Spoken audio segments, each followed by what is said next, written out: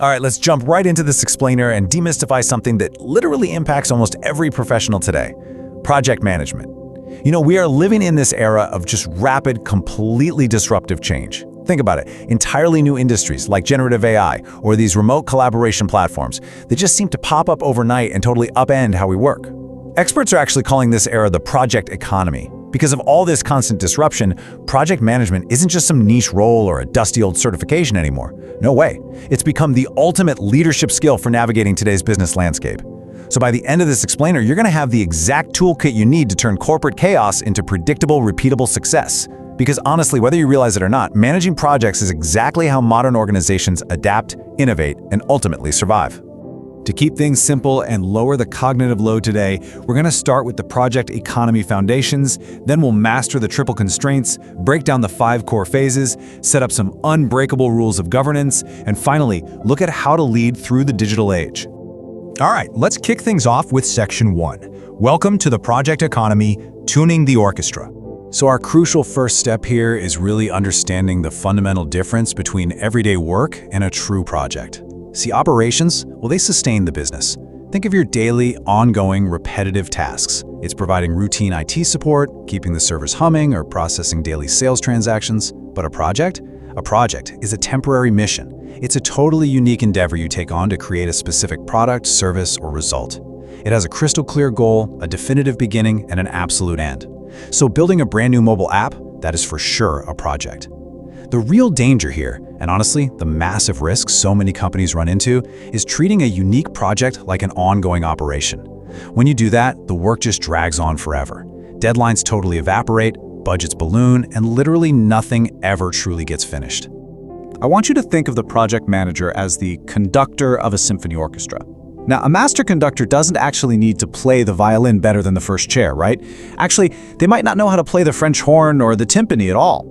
But they absolutely need to know exactly how that violin fits with the percussion section to create harmony instead of just noise.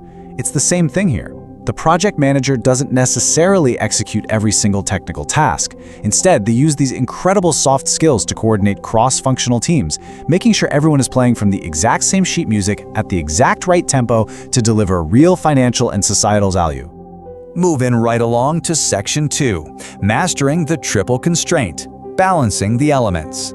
Every single project out there, no matter how big or small, is shaped by 3 deeply interconnected elements. We call this the triple constraint, or as many veterans like to call it, the iron triangle. So first up is scope. This is exactly what's included in the final deliverable and, just as importantly, what is explicitly excluded to prevent that dreaded scope creep. Second is time, the schedule, the deadlines, exactly how long it takes to complete the work. And third is cost, the budget required for resources, materials, and labor.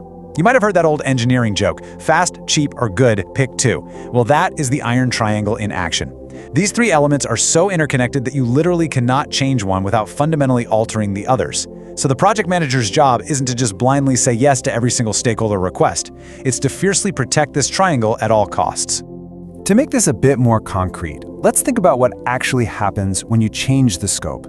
Let's say you're planning a wedding, and halfway through the whole process, you decide to ditch the DJ and add a live 12-piece brass band to the scope.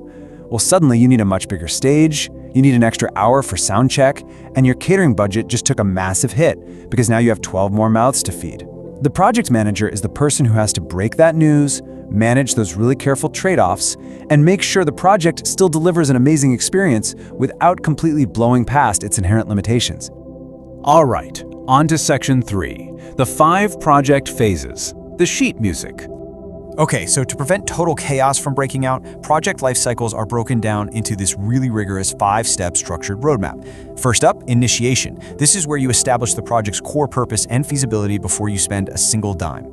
Second is planning, where you meticulously define that scope, schedule, and budget we just talked about. Third is execution, which is where you assign the tasks and actually get to work producing the deliverables. Fourth is monitoring and controlling, basically tracking performance and hunting down risks. And finally, closure, where you finalize those deliverables, secure the final stakeholder approval, and document everything you learned. Trust me on this, if you try to skip a step, like, say, jumping straight into execution without proper planning, it is just a guaranteed recipe for disaster, missed deadlines, and totally burnt-out teams. Now you might be wondering, why is all this rigorous, seemingly heavy structure so necessary? Well, according to a report by the Project Management Institute, an average of 11% of organizational investment is completely wasted due to poor project performance. I mean, 11% might sound like a small fraction at first glance, until you realize we are talking about billions of dollars globally just pouring down the drain every single year. That's enough to buy a few small countries. Which is exactly why mastering these 5 phases isn't just bureaucratic red tape, it's absolutely critical for long-term business survival. This brings us to Section 4, Rules of Project Governance, Keeping the Tempo. So, have you ever been on a project where literally nobody seemed to know who was actually allowed to approve the budget? Or maybe where every minor decision turned into this massive boardroom argument? Yeah, that is a textbook lack of governance. Project governance is essentially the overarching framework for how a project is run. It encompasses all the process rules, it defines roles and responsibilities, and it dictates exactly how decisions are made and by whom. Really, good governance is your ultimate antidote to scope creep and poor alignment. It ensures every single person knows the framework and exactly what's expected of them right from day one.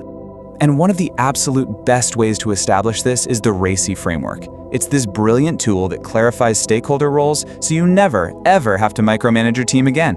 RACI starts with responsible. That's the person with their hands actually on the keyboard doing the work. Then there's accountable, the person whose head is on the chopping block if the outcome fails. They have ultimate ownership. Consulted. Those are the subject matter experts who provide crucial input before major decisions are made. And finally, informed, the folks who don't need to make decisions, but simply need regular updates on progress. Defining this framework early on, it stops confusion dead in its tracks. Because communication is the absolute glue that holds projects together, your governance plan has to include an effective communication strategy. Look, we have all been trapped in a dreaded reply-all email chain that completely drained our productivity, right? A great communication plan saves people from that kind of inbox fatigue. You need to specify exactly who needs updates, define precisely what information they need, and establish exactly how often they receive it.